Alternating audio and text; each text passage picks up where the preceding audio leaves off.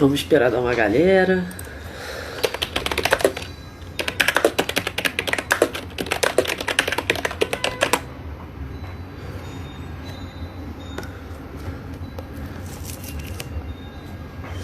Opa, fala aí, Matheus. Opa, muito boa tarde a todos que estão entrando. Vamos dar um tempinho só para esperar entrar uma galera. E vamos lá.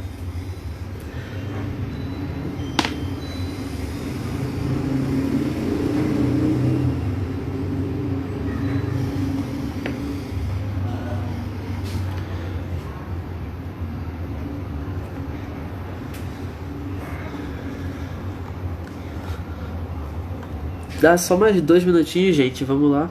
Vou dar mais uns 2 minutinhos e a gente começa, beleza? Ó, nossa palestrante já tá online. Vamos lá. Oi, gente. Muito boa tarde a todos. Hoje a gente vai tá tendo mais uma live do Modec, né? Hoje a gente vai assistir uma palestra, né?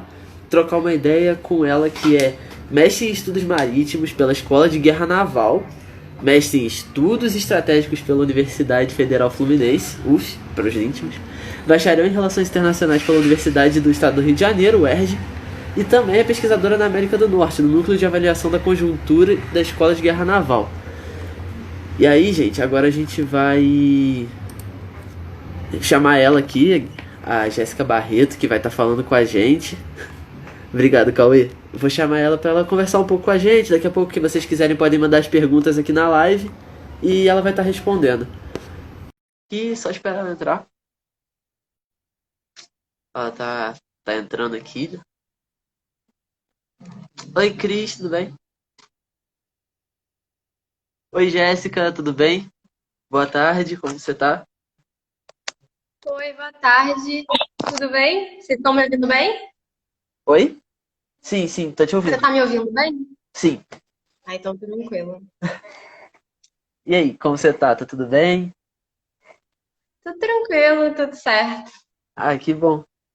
Então, Jéssica, aí agora você fala um pouco pra gente, explica como é essa questão das eleições e a geopolítica dos Estados Unidos. E daqui a pouco a gente abre para uma rodada de perguntas, né? Para você responder as dúvidas do pessoal, pode ser? Fechado. Tranquilo. Pode ir, o tempo é seu. Beleza. Então, primeiro eu queria dar boa noite a todo mundo e agradecer muito o convite do Modec, que veio por intermédio da Marcele Torres.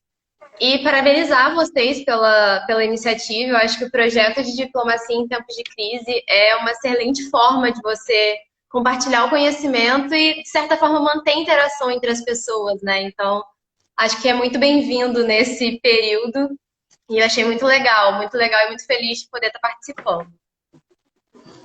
E vocês pediram, a princípio, para eu falar um pouquinho sobre eleições dos Estados Unidos e geopolítica do país. E Uhum. eu fiz alguns pequenos recortes, porque são assuntos muito grandes, que a gente precisaria de bem mais que uma hora para conversar sobre. Então, se precisar de qualquer esclarecimento ou qualquer dúvida sobre o que eu falar durante a palestra, pode me interromper ou fazer as perguntas no final, o que vocês preferirem. Então, só para vocês terem uma ideia geral do que eu vou falar, eu vou tentar passar um pouquinho sobre o processo eleitoral, para a gente entender mais ou menos como funciona, as eleições de 2016, para a gente poder comparar com agora, 2020, e o governo Trump, para a gente poder trazer ali alguns pontos da geopolítica, alguns pontos de relacionamento dos Estados Unidos com outros países. E em relação ao processo eleitoral, o primeiro ponto que eu quero destacar é que, assim como no Brasil, o mandato do presidente é de 4 anos. A posse é sempre 20 de janeiro, que é o dia da inauguração. E ele tem um limite de 2 mandatos imposto por uma emenda constitucional. Então, nesse sentido, é muito parecido com o Brasil. O presidente fica no máximo 8 anos no poder. E aí, algumas diferenças importantes. A primeira delas é que o voto não é obrigatório nos Estados Unidos. Então, na verdade, você tem um período de registro em que as pessoas se registram e mostram essa intenção de ir a voto no dia das eleições.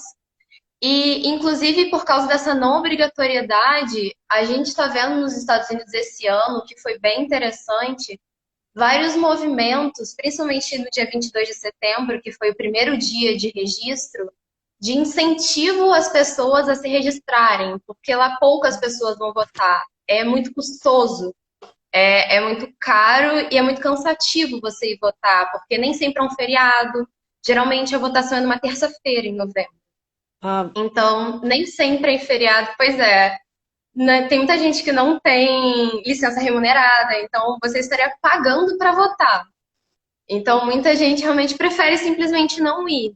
Então, um exemplo dessa campanha para registro foi a própria Michelle Obama, que fez no dia 22, no Instagram dela, o dia inteiro de lives. Então, teve live com uma série de pessoas famosas, atores, pessoas da mídia, falando exatamente sobre essa importância de você votar. E o interessante é que foi um discurso muito voltado para os jovens. Essa ideia de que você que é jovem, o seu voto importa, o que você pensa importa. Então, tem sido uma campanha muito interessante esse ano. Eles têm tentado alguns sistemas alternativos de voto, e aí um exemplo que vai estar muito em alta esse ano é o envio de cédulas de papel pelos correios. Existem alguns estados que eles têm essa votação por correios na maior parte dos seus tipos de processo eleitoral, alguns deles já há algum tempo. E isso é muito exatamente para você não ter que impor um feriado. É você não ter esse custo para o Estado e nem para a pessoa. É você tentar realmente incentivar que tenham pessoas votando, mas que você não tenha que interferir dessa forma.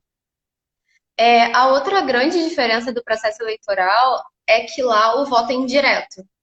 Então, as pessoas votando, na verdade, elas votam através de um colégio eleitoral. E cada estado tem um número específico que é proporcional ao número de habitantes. Então, por causa desse sistema indireto, nem sempre o presidente mais votado no voto popular vai ser o que vai ganhar. Apesar disso não ser comum, aconteceu só 4 vezes na história assim, dos Estados Unidos. Mas uma delas foi em 2016. O Trump, nas eleições Trump-Hillary, na verdade, a Hillary ela teve mais votos populares, mas pelo colégio eleitoral, quem assumiu a maioria, que é de 270 votos, foi o Trump. Então, ele é que assumiu. E aí, algumas curiosidades: cada estado tem no mínimo 3 delegados dentro desse colégio eleitoral, isso é de acordo com a lei. Então, o menor que a gente tem é 3, e o maior que a gente tem em 2020 é a Califórnia, com 55 representantes. Então, é um estado de peso, por exemplo. E como eu falei antes, para a gente ter uma ideia, o candidato que vence, ele tem que ter no mínimo 270 votos, né, nesse colégio eleitoral, para ele assumir como presidente. E aí tem uma regra que a maior parte dos estados eles seguem, a não ser 2, que é o Maine e o Nebraska, que funciona da seguinte forma: o vencedor da maioria dos votos do colégio eleitoral daquele estado leva o estado inteiro. Então, por exemplo, Califórnia tem aí 55 estados, 55 representantes, perdão, no colégio eleitoral. O Trump e o Biden disputando, por exemplo, a Califórnia. O Trump ele não precisa ganhar todos os 55 votos para ganhar a Califórnia. Se ele ganhar metade mais um, ele vai ganhar os 55 automaticamente. Ah, entendi. E aí isso conta para as cadeiras dos votos dele. A não ser 2 estados, o Maine e o Nebraska, que não seguem essa regra do winner takes all, né? De eles pegarem todos os votos daquele colégio eleitoral. E aí, só uma curiosidade que é pouco utilizada, mas se ninguém atingir os 270 votos, quem decide é o Congresso, quem vai ser o presidente e o vice, não existe segundo turno nos Estados Unidos.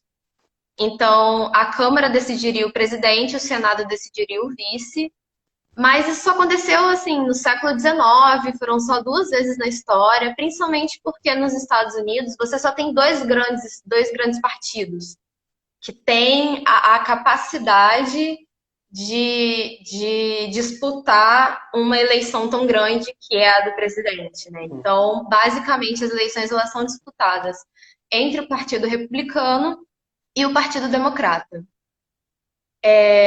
Dentro dessa tendência também de votos, o que é interessante a gente observar nesse período de eleições, e aí vai ser muito interessante a gente começar a observar isso tanto quando a gente observa as pesquisas, quanto quando a gente vê os debates que vão começar amanhã, os debates presidenciais. São os estados indecisos, são, como eles chamam em inglês, swing states. Por quê? A maior parte dos estados, eles têm uma inclinação natural para um partido ou para outro. A maior parte da sua população, ela se identifica mais com as ideias mais liberais ou mais conservadoras. Então, historicamente, esses estados são desses partidos. Mas a gente tem alguns estados que eles não têm uma inclinação natural. Eles mudam, dependendo da época que está acontecendo a eleição, dependendo do cenário interno e externo, dependendo dos candidatos. Então, geralmente, as campanhas dos partidos elas são mais fortes dentro desses estados indecisos, porque são os estados que você precisa ganhar. É basicamente isso. É como se eles já dessem como ganho os outros estados, e esses estados são os que realmente acontece a competição, é a parte mais pesada da campanha. E aí, uma curiosidade das eleições desse ano é a questão do Texas. O Texas, ele é o segundo maior colégio eleitoral, são 38 representantes, e tradicionalmente ele é republicano, ele é um estado mais conservador. Mas esse ano ele está tendo um comportamento de um estado indeciso, tanto que até o momento, nas pesquisas, quem está ganhando o Texas são os democratas. Então você vê uma campanha muito forte esse ano no Texas, que não é uma coisa tradicional da política americana. Uhum. E aí, entrando um pouquinho já nas eleições de 2016, né, como eu disse, era só uma pincelada sobre o processo eleitoral, ele é muito mais complexo do que isso. O Trump, ele disputou, né, com a Hillary Clinton, e aí a Hillary, ela tinha um peso muito grande na época, e diversas pesquisas indicavam que ela ia ganhar, não só por todo o histórico político dela, né, ela participou do governo Obama, ela foi a primeira senadora por Nova York mulher, ela era a primeira candidata mulher à presidência por um grande partido. E ela tinha uma política extremamente intervencionista. E o Trump, completamente contrário a isso, ele não tinha experiência nenhuma política, ele nunca tinha participado de nada político, um cargo político. Ele já tinha sido membro de diversos partidos. Então, ele já foi do Partido Republicano, depois ele foi do Partido da Reforma, ele foi do Partido Democrata, e, por último, ele foi pelo Partido Republicano e lançou a candidatura dele pelo Partido Republicano. Então, na verdade, a própria candidatura do Trump foi uma surpresa como um todo. E a campanha dele foi toda baseada num lema que era Make America Great Again. Então, era a ideia de que a América, né, os Estados Unidos, eles têm sido deixados de lado. Eles têm sido deixados de lado durante muito tempo. E agora estava na hora do presidente realmente parar de olhar para fora e olhar para dentro. Era muito essa a ideia. Era uma política extremamente nacionalista que o Trump trouxe durante a campanha dele, né? De que os interesses dos Estados Unidos eles têm que ficar em primeiro lugar. E aí, defendendo essa ideia dele, ele atacava muito os governos anteriores, falando que ficaram estagnados, que essa ideia de que você tem que defender todo mundo e levar a democracia para todo mundo estava gerando gastos exagerados e os Estados Unidos estava gastando todo o seu dinheiro ajudando aliados ou ajudando países que nem sempre queriam ser ajudados e estava deixando de ajudar a sua população. Então ele usou muito esse sentimento de frustração que o americano médio tinha, exatamente, com todas as intervenções que os Estados Unidos participavam, com todo o dinheiro gasto no exterior, ele pegou isso tudo e usou muito bem durante a campanha dele.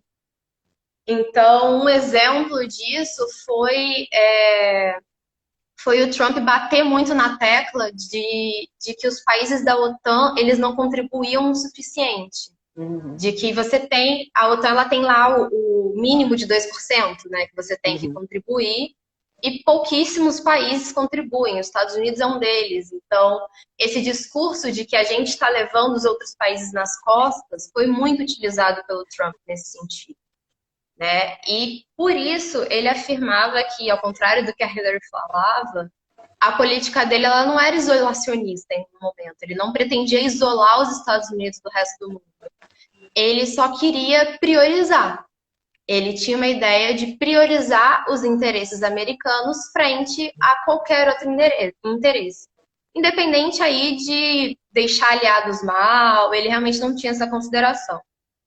E aí, em relação à defesa, porque você chega naquele ponto de tudo bem, você vai botar a prioridade dos Estados Unidos à frente de tudo, mas aí você vai ficar desprotegido para o resto do mundo, você vai parar de investir, coisas desse gênero. Então, ele trazia, na verdade, uma ideia contrária, e ele falava que uma das prioridades dos Estados Unidos deveria ser exatamente ter o maior poder militar possível, para você não ser pego de surpresa, para você ter condições de atacar de volta se você for atacado. E aí, inclusive, usando armas nucleares. Ele sempre deixou muito claro que ele era aberto à possibilidade de armas nucleares, o que preocupa muita gente, né? Ele também falava muito sobre relações cordiais com a Rússia e com a China, que é uma coisa que a gente vai ver mais à frente na minha apresentação, que ele não conseguiu alcançar em nenhum momento. Então, a gente tem esse discurso do Trump durante a campanha, e aí durante também os 4 anos, né, quase 4 anos de governo dele, extremamente nacionalista, atacando os imigrantes a todo momento, com aquela ideia de eles vêm para cá e roubam os nossos empregos. Ele realmente se baseou muito nessa frustração do americano médio para criar uma plataforma política. E o Trump, provavelmente todo mundo sabe, mas ele tem um passado na mídia muito forte, né? Ele participava de um reality show, ele foi produtor de outros reality shows, então ele está muito acostumado a usar a mídia a favor dele, a realmente ter muita naturalidade de falar com a câmera, de saber exatamente o tom que ele quer passar, ainda que ele sempre passe o tom agressivo, em nenhum momento é sem querer, entende? Na verdade, é uma estratégia, você ser agressivo, você atacar as outras pessoas. Durante as primárias de 2016, ele atacava pessoas do partido dele, para ele conseguir ser o candidato do partido. Então ele realmente não tinha nenhum problema com isso. Ele atacava quem ele precisasse. Ele era agressivo com quem ele precisasse. E ele realmente utilizava muito esse status de celebridade, até para atrair pessoas para a campanha, para as palestras, eventos e tudo mais que aconteciam. Ele utilizou o dinheiro dele para financiar uma parte da campanha. Então, essa foi um manual político que o Trump utilizou nas eleições de 2016, que ele está reproduzindo em 2020. Ele não mudou o modus operandi dele, ele está agindo da mesma forma. E aí a gente consegue observar muito bem quando ele fala, né? E a gente vai observar melhor nos próximos debates, quando começarem. E aí, como a gente sabe, né, o Trump foi eleito, ele assumiu o primeiro mandato, e ele foi o mais velho presidente a assumir um primeiro mandato, com 70 anos. E ele foi o primeiro que não tinha absolutamente nenhuma experiência em órgãos públicos ou em nível militar. E na primeira semana de campanha, né, na primeira semana de mandato dele, a primeira coisa que ele quis fazer era uma política que não foi novidade no governo dele, mas ela é muito pouco utilizada, que é uma ideia de apagar o governo anterior. Então, o que ele fez? Na primeira semana, ele tentou derrubar uma série de ordens executivas do governo Obama, para dessa forma acabar com um possível legado do governo anterior. A ideia é mais ou menos essa. Então, um exemplo super comum, né, que todo mundo fala, foi ele ter retirado os Estados Unidos do TPP, né, do Acordo de Livre Comércio Pacífico, que foi um acordo extremamente trabalhado pelo governo Obama, que tinha mesmo essa ideia de aumentar a influência no entorno estratégico da China, e que foi muito custoso para o governo democrata o Trump ter tirado o país desse tratado, porque seria um dos maiores legados do governo se desse certo, né? No final, nós nunca vamos saber. E aí, algumas outras coisas que ele fez na época foi A questão dos refugiados, ele acabou com o programa de refugiados, ele vetou a entrada de alguns cidadãos de países como Líbia, Somália, Iêmen. Ele teve algumas medidas extremamente impopulares para uma parte dos Estados Unidos, né? E tentando entrar um pouquinho em geopolítica, né? Falando um pouquinho sobre geopolítica dentro do governo Trump, eu não vou tentar sair muito disso porque a gente não teria tempo. Os Estados Unidos, eles têm dois preceitos que são muito base quando eles pensam em geopolítica, relacionamento, acordos. Um deles é segurança estratégica, ou seja, garantir que eu não vou ser atacado por ninguém e, se for atacado, vou ter a capacidade de destruir o próximo. E posição de influência econômica e militar, ou seja, aquela posição de poder dentro do cenário internacional que é ele que manda. A ideia é basicamente essa. E as principais ameaças que ele enxerga já há um bom tempo e que é destacado na maior parte dos documentos dos Estados Unidos é China, Rússia e terrorismo. É basicamente o que a gente enxerga, inclusive, de comum em diversos governos, claro, em maior ou menor medida, modificando algumas políticas, mas é o que acaba trazendo como continuidade em determinados pontos.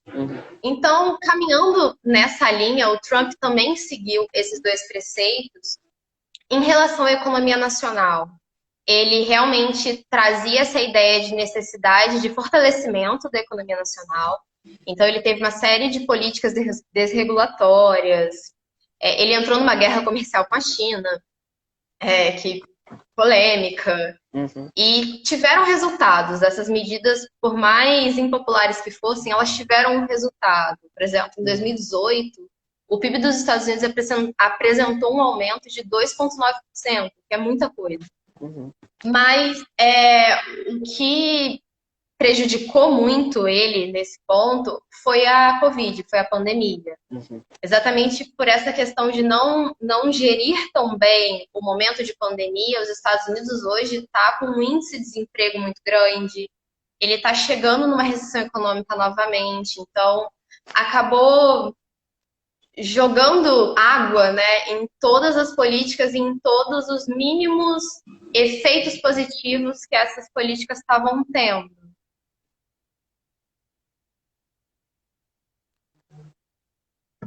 E aí, na questão de defesa, né, na questão da influência de defesa, ele foi eleito com um discurso extremamente pró-militar. Ele realmente trazia essa ideia de que os Estados Unidos têm que estar preparado para tudo no cenário internacional, inclusive o uso de armas nucleares. Então, ele teve o orçamento para a defesa, né, o orçamento do Pentágono, ele teve um aumento de quase 20% nesses 4 anos, o que é uma coisa muito grande. Principalmente se você olhar o orçamento como um todo e ver que a maior parte dos departamentos da administração tiveram cortes nos últimos 3 anos. E cortes bruscos, assim. Foi nas propostas, né? Teve uma proposta que ele queria cortar quase 28% do setor de energia, por exemplo. Então, tiveram cortes muito grandes. O setor de educação também sofreu cortes. Mas você vê o Pentágono nesse aumento e o Congresso apoiando esse aumento a todo momento. Inclusive, tiveram 1 ou 2 anos que o Congresso ele aprovou um orçamento maior do que o proposto pelo Trump. Então, você vê que realmente os Estados Unidos como um todo estava vendo essa necessidade de maior investimento na defesa.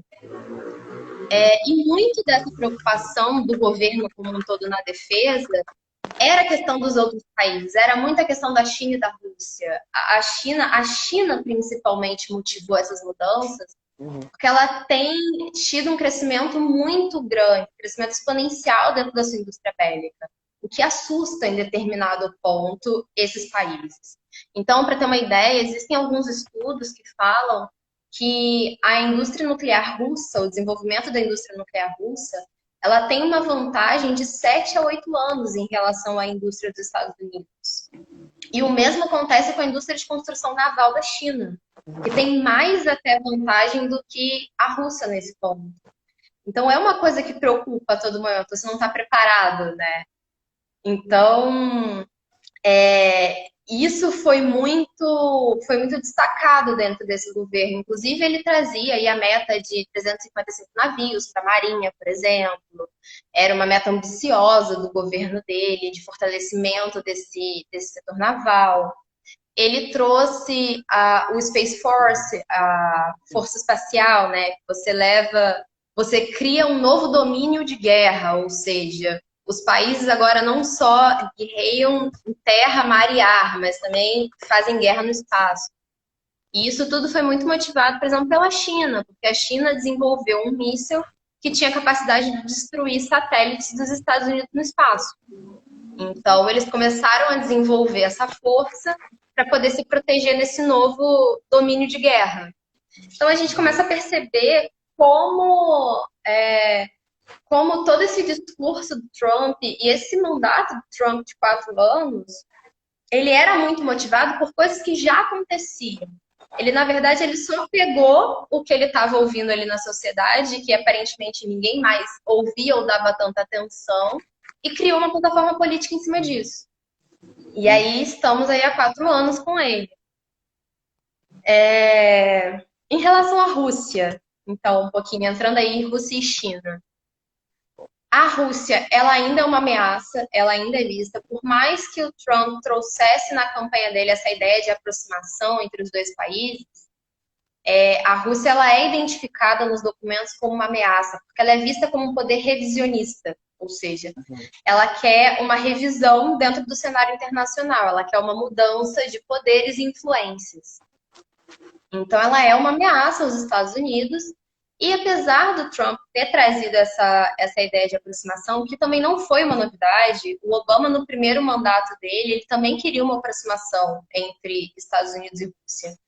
Mas uma aproximação entre os dois países exigiria que os dois abrissem mão de diversas coisas. Por exemplo, a Rússia ela teria que reconhecer o poder dos Estados Unidos, coisa que ela não reconhece. Ela, na verdade, ela quer ser a poderosa, a mais poderosa do cenário internacional. Então, em nenhum momento ela vai reconhecer esse poder. Da mesma forma que os Estados Unidos também não gostam de reconhecer a influência da Rússia, dependendo da onde a gente está falando. Então, você criar essa relação pacífica, entre muitas aspas, envolveria posicionamentos, novos posicionamentos, que talvez nenhum dos dois esteja pronto para abrir mão, né? E você também tem uma questão de que no final do governo Obama, as relações entre Estados Unidos e Rússia, elas estavam muito debilitadas por causa da guerra da Síria. Então, você fazer essa aproximação demandaria muito mais esforço do governo do que o Trump estava disposto a fazer, né? E outro ponto de desentendimento e aí já dentro do governo Trump com o Putin, é a questão nuclear. E é hoje uma das principais debatidas entre os dois estados, porque o Trump ele nunca escondeu que, se necessário, ele usaria armas nucleares para defender o país. Então, por exemplo, existe o New START, o Tratado New START, entre Rússia e Estados Unidos, que é um tratado que pretende controlar o arsenal nuclear entre os dois países, né? Manter um equilíbrio, exatamente para não ter o risco de um país se sentir mais ameaçado que o outro e avançar para uma guerra, ou escalar, né, fazer uma corrida armamentista de novo, como na Guerra Fria. E o Trump, esse acordo ele é renovado de tempos em tempos. Ele foi renovado no primeiro ano do mandato do Trump e ele vai ser renovado ano que vem. E o Trump ele via esse tratado, a renovação dele, né, a negociação e renovação dele, muito como uma falha do governo Obama. Ele achava, na verdade, que o governo Obama tinha sido muito bonzinho com os russos, de determinada forma. Então, ele queria um tratado que fosse mais benéfico para os Estados Unidos. Era essa a ideia dele, não o equilíbrio em si. Tanto que no início do mandato do Trump, ele anunciou a ideia do desenvolvimento de uma nova ogiva nuclear, o que não acontecia em décadas nos Estados Unidos.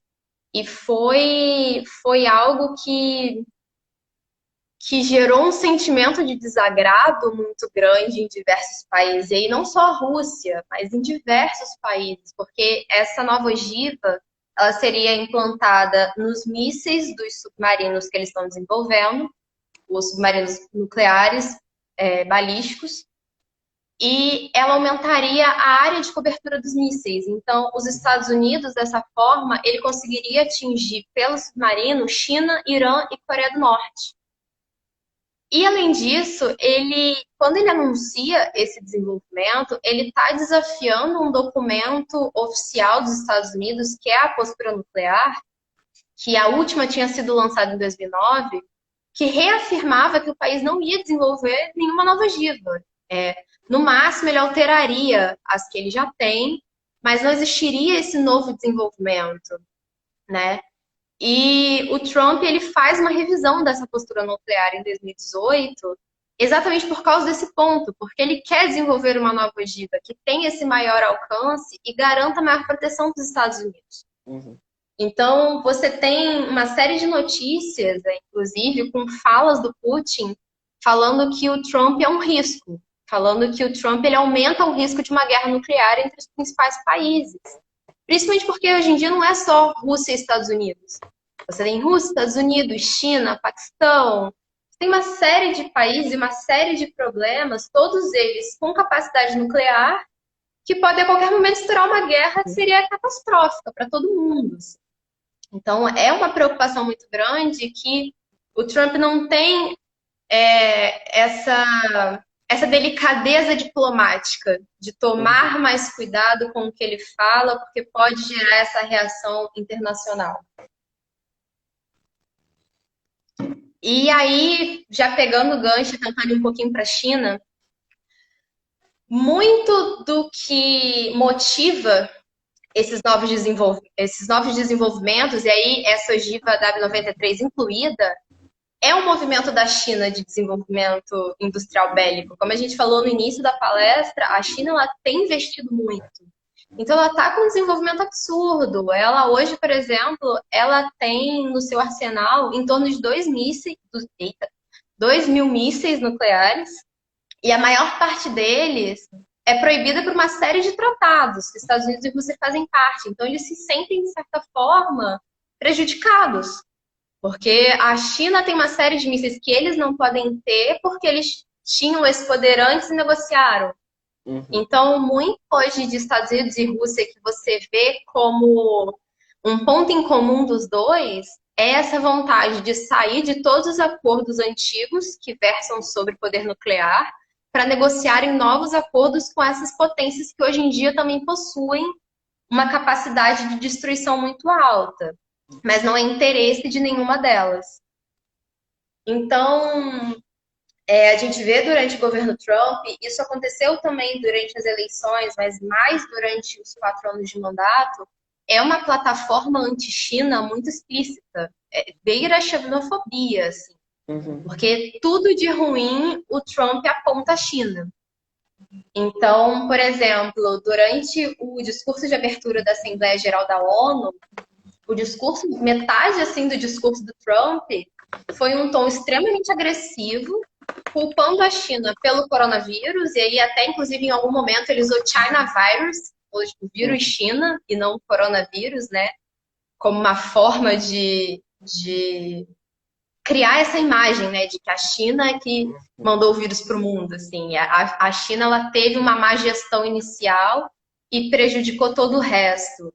Ele falou também das emissões de carbono, por exemplo, da poluição da China, inclusive falando que mas quem aponta para os Estados Unidos e fala que os Estados Unidos é que está poluindo, os Estados Unidos é que está prejudicando o mundo, a China faz a mesma coisa. A China tem, inclusive, índices piores e ninguém está falando nada. É muito aquele discurso de, vocês falam de mim, mas olha para ela é a vilã, ela é que está fazendo isso tudo mal.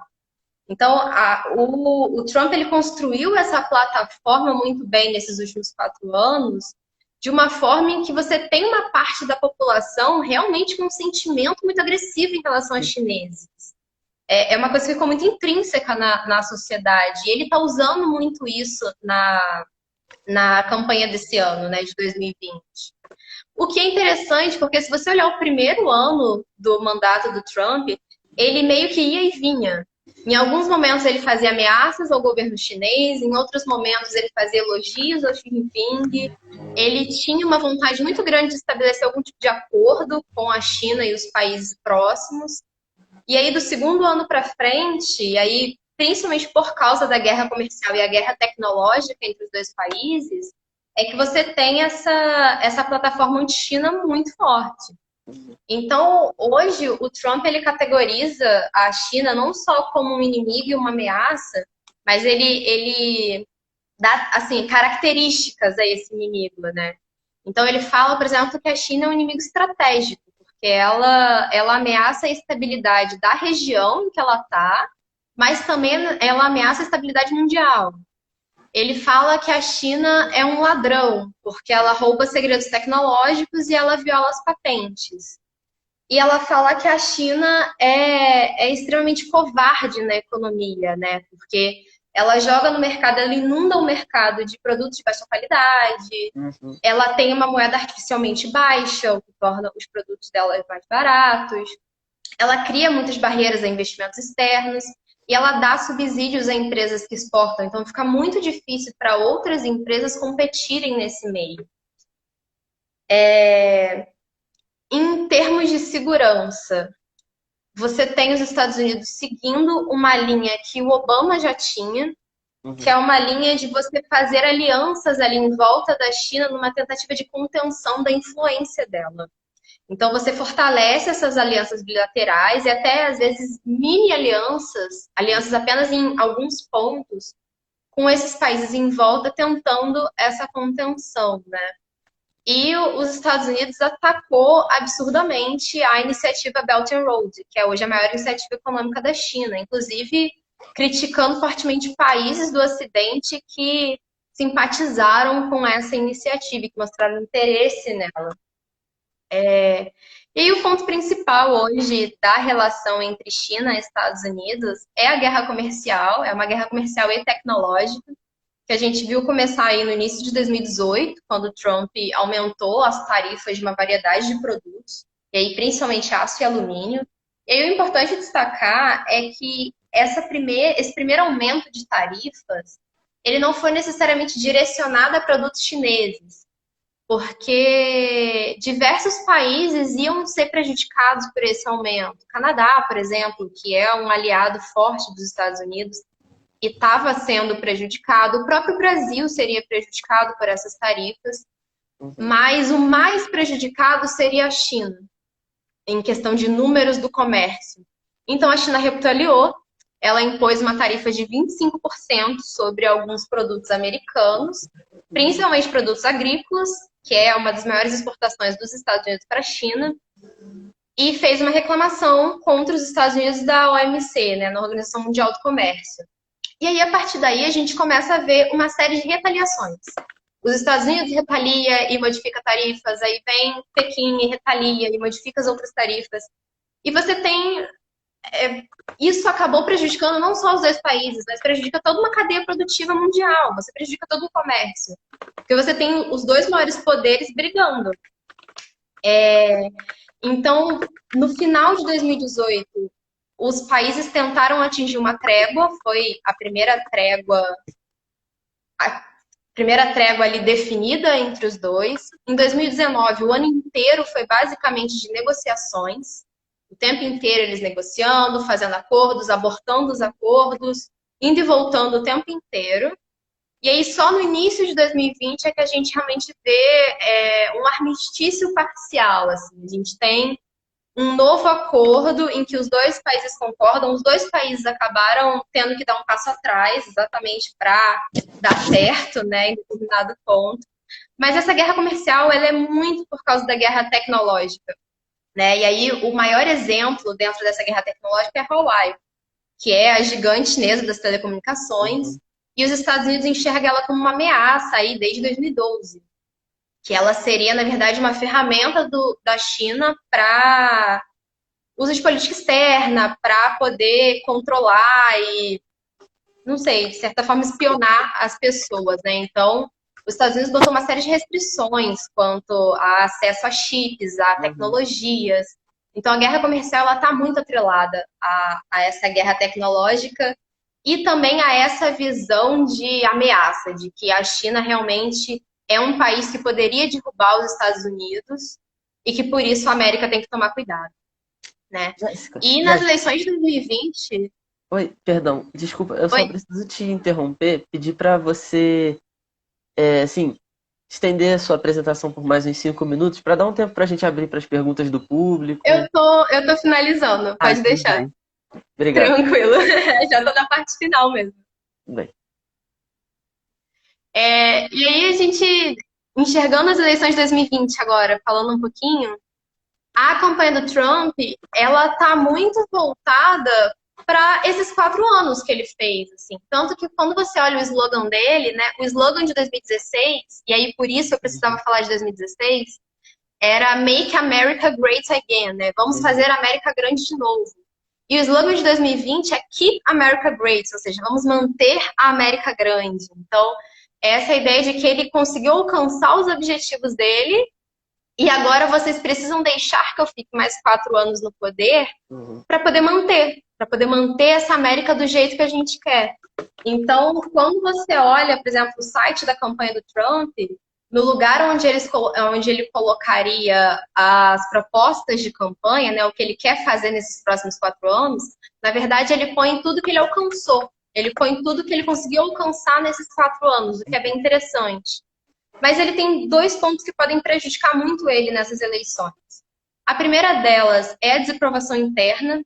Ele tem uma desaprovação altíssima. Inclusive, no primeiro ano de mandato dele, ele atingiu um recorde em pior registro de aprovação, de 36%. E a segunda coisa que pode prejudicar ele foi a má gestão durante a pandemia, né? A maior parte das pessoas hoje vê como a gestão dele foi extremamente ineficaz.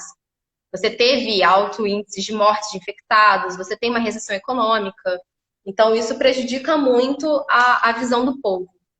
Já o Biden, que é do Partido Democrata, ele foi vice-presidente do Obama durante 8 anos, então ele já é conhecido no meio político, ele tem uma longa trajetória no meio político, e se ele for eleito, ele vai roubar o cargo do Trump de presidente mais velho da história a assumir posse, porque ele vai assumir com 78 anos. Trump assumiu com 70.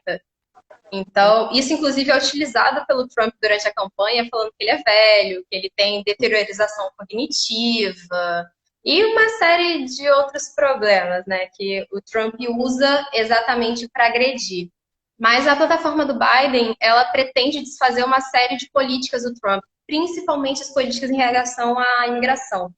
Ele acha que as políticas migratórias do Trump foram extremamente ineficazes e desumanas. Então, por exemplo, aquela questão de separar as famílias na fronteira é uma das primeiras coisas que ele pretende desfazer, né, de determinado ponto. E ele tem um foco muito grande no multilateralismo. Então, diferentemente do Trump, que tem essa ideia, não exatamente isolacionista, mas essa ideia de prioridade dos Estados Unidos frente a qualquer outra coisa, o Biden ele já traz a ideia de multilateralismo. E aí ele tem um discurso interessante que ele fala que existem muitas ameaças no mundo que os países não podem enfrentar sozinhos. Então é preciso que você traga outros países para a mesa para debater. E aí alguns deles é a mudança climática, a proliferação nuclear, a questão do terrorismo em si. E só trazendo um pouquinho em relação ao Brasil e aos Estados Unidos, o Brasil, ano passado, ele foi o 19º maior parceiro comercial dos Estados Unidos e o segundo maior na América Latina, ele só estava atrás do México. Mas a campanha do Biden, né, o Biden e a Kamala Harris, que é a vice dele, eles são eles têm uma visão muito negativa do governo do Brasil hoje por causa da questão ambiental. A questão ambiental é muito forte na plataforma do Biden. Então, isso acaba prejudicando, de certa forma, e pode vir a prejudicar, de certa forma, o relacionamento do Brasil com os Estados Unidos se o Biden ganhar. Mas é uma questão que a gente não sabe o que vai acontecer, né? Porque as pesquisas, elas apontam que o Biden está ganhando por 12 pontos, né? Ele tem 56% das intenções de voto. mas a tendência histórica está a favor do Trump. Porque nos últimos 100 anos, a gente observando as eleições dos Estados Unidos nos últimos 100 anos, só 4 presidentes não se reelegeram. Então, a gente acaba ficando... A gente vai ter que acompanhar, né? A gente vai ter que acompanhar aí os debates e qual vai ser os desdobramentos. É isso, muito obrigada, gente. Muito obrigado. Assim, agora a gente vai abrir para uma rodada de perguntas. Quem tiver dúvida, se puder mandar no chat, né? Já tem algumas aqui que eu fui anotando durante a apresentação. E a primeira, que perguntaram sobre o processo eleitoral, né, lá nos Estados Unidos, perguntaram o que pode ter influenciado a mudança de intenção de voto no Texas, que você mencionou, e se possivelmente foi uma decepção com o Trump, o que foi? O Trump, como eu falei, né, ele foi eleito em cima dessas frustrações do americano médio. Uhum. E durante os 4 anos, ele não conseguiu cumprir muitas das coisas. Ele teve muita dificuldade no Congresso. Porque o executivo nos Estados Unidos, ele é muito preso ao Congresso. Ele depende muito da aprovação do Congresso. E então, por exemplo, a questão do muro, né? O Texas, ele tem muito imigrante legal. Chega muito imigrante legal. E o Texas é um estado muito conservador e muito nacionalista. Então, eles viam muito isso de uma forma negativa. Então, o fato do Trump ter tido dificuldade, por exemplo, de botar o muro ou de ter políticas mais restritivas e de controle da imigração, foi uma coisa que prejudicou muito a visão do Trump em relação ao Texas, em relação, na verdade, ao americano médio. Então, o Trump ele tem uma base eleitoral forte e realmente não vai deixá-lo.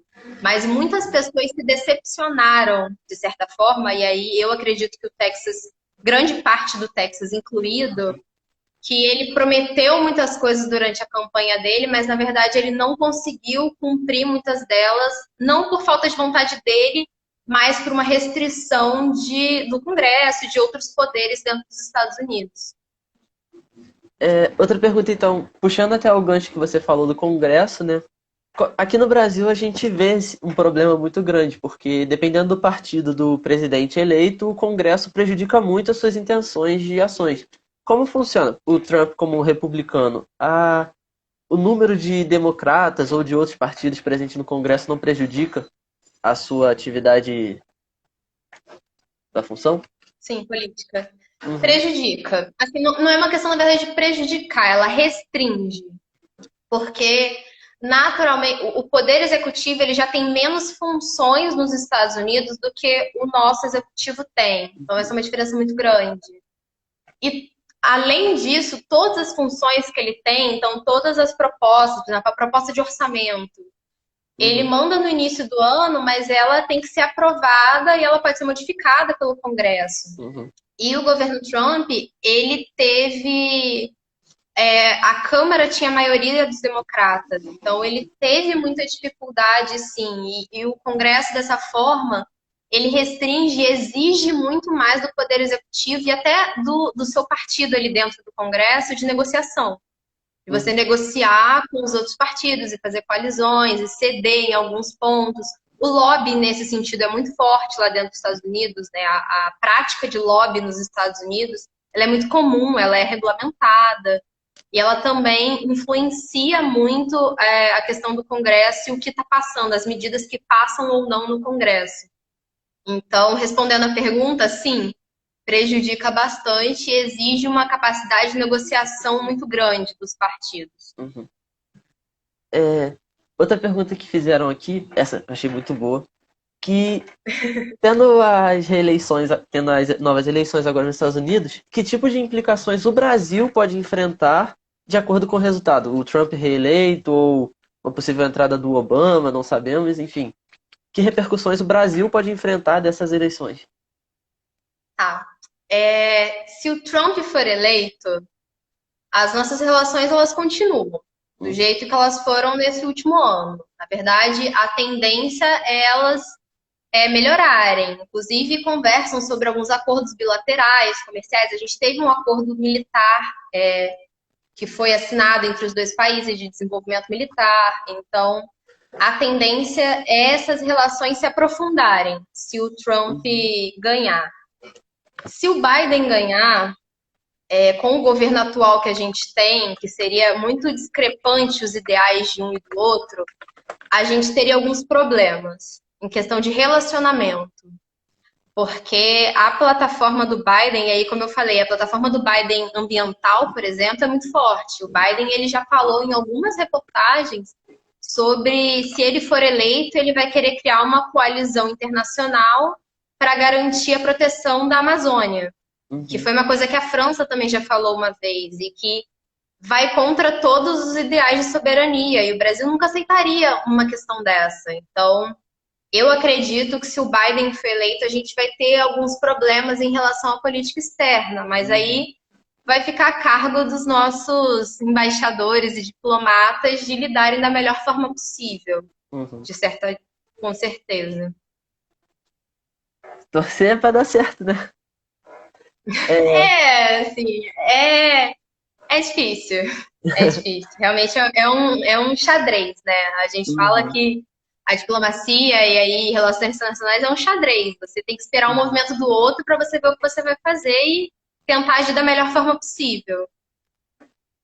Outra pergunta que fizeram aqui é assim: sobre a relação dos Estados Unidos e China, é possível um bloqueio total de aplicativos chineses no mercado americano? Em caso, por exemplo, um aplicativo chamado WeChat, ou até a versão a tecnologias de empresas chinesas, como a Huawei que você mencionou, e a tecnologia 5G, que foi muito criticada pelos norte-americanos. Então, Sim. assim, é possível haver esse bloqueio total? Se, será? Eu não acho que seja possível.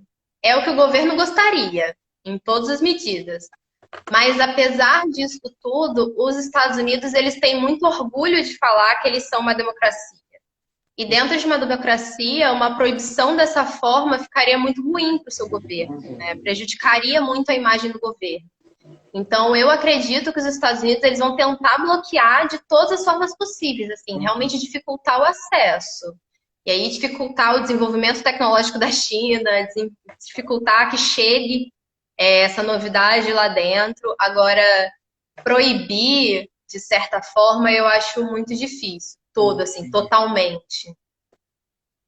Faz sentido. Também perguntaram aqui.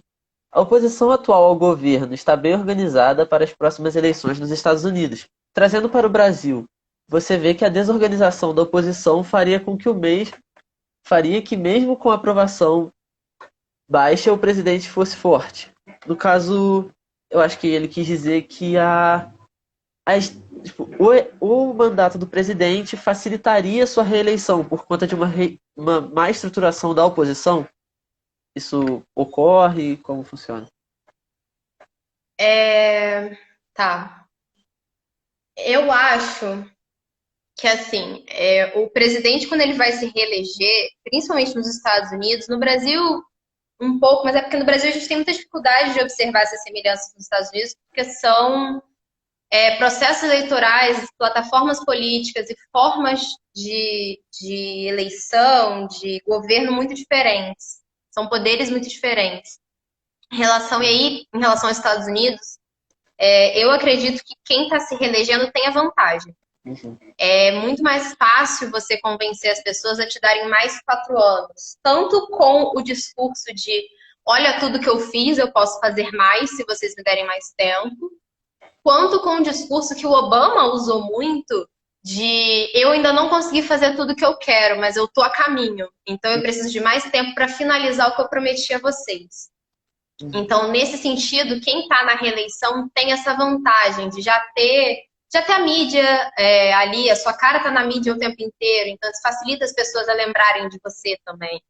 E de você já ter esse governo estruturado para você usar como uma plataforma política.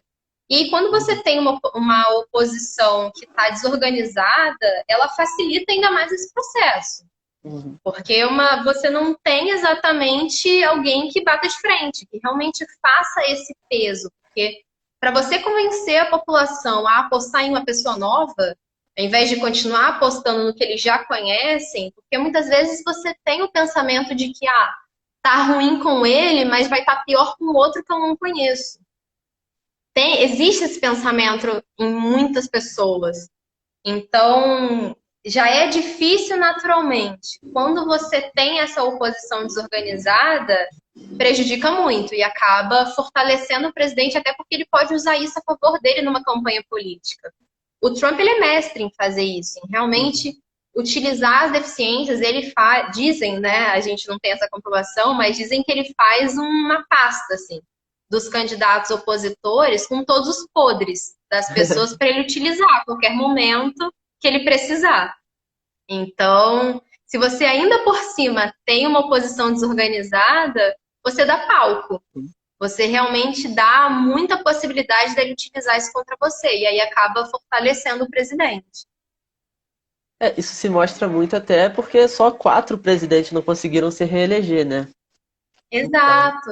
uhum, Eles têm realmente essa tendência de, vamos dar mais 4 anos para ver o que ele pode uhum, fazer a mais. Assim. É muito comum lá. entendi. Então, no caso dos Estados Unidos, até que a oposição ela não está desorganizada. Uhum, Né? O Biden ele tem alguns problemas de falar na mídia. Ele não sabe utilizar a mídia da forma ou de uma forma tão bem quanto o Trump. E isso conta contra ele e a favor do Trump. E o uhum. Trump ele tá na mídia o tempo inteiro, mesmo que com fake news. Ele lançou uma série de fake news ou com escândalos. Mas ainda assim ele tá na mídia o tempo inteiro. E ele sabe utilizar isso muito bem a favor Uhum. dele. É, você mencionou também sobre a questão da nova ogiva que foi desenvolvida pelos Estados Unidos para ser implantada em submarinos. Na época que essa notícia surgiu, houve muito burburinho, né, da possibilidade até de uma terceira guerra mundial, porque a tensão entre Estados Unidos e Rússia ficou muito grande, né? A tensão ficou muito acentuada, né? E quais as repercussões dessa tensão hoje em dia, né, alguns meses depois? Já melhorou? Continua os conflitos? Como tá? Na verdade, essa ogiva ela ainda está sendo desenvolvida, né? Ela ainda não foi completamente desenvolvida. Essa nova ogiva. Você já teve algumas ogivas com modificações durante esse período do governo Trump, mas essa nova ogiva, que teria um maior alcance, ela ainda está em fase de projeto. Uhum, Então, quando você tem uma aquisição em fase de projeto, ela pode ser cancelada a qualquer momento. uhum, Então, você tem uma repercussão negativa, você tem aí uma série de desagrados internacionais que ainda não foram superados, porque o Trump, a todo momento possível, ele relembra que ele usaria poder nuclear se ele precisasse. Então, você continua tendo esse desafeto internacional, uhum. mas ainda não foi concretizado. Você ainda não tem essas novas ogivas implantadas em submarinos. Então, isso acaba segurando muito as tensões, né? Porque nada está certo. Eles, por enquanto, estão só jogando, né? Estão só ali movimentando as peças, mas nada está certo. Então, ainda não foi superado. Eles ainda estão trabalhando essa relação e toda essa questão da ogiva nuclear. Ah, entendi. Bom, a gente ainda tem acho que 2 minutos. Infelizmente o Instagram não permite mais do que 1 hora de live. Vamos tentar fazer a última pergunta aqui, que foi feita pelo Cauê agora. Ele Tá? perguntou: as questões da política interna dos Estados Unidos, como questões, por exemplo, do Black Lives Matter e a seção de teorias conspiratórias como Canon, terão muito impacto nos resultados nas urnas? Ou não? Sim, sim.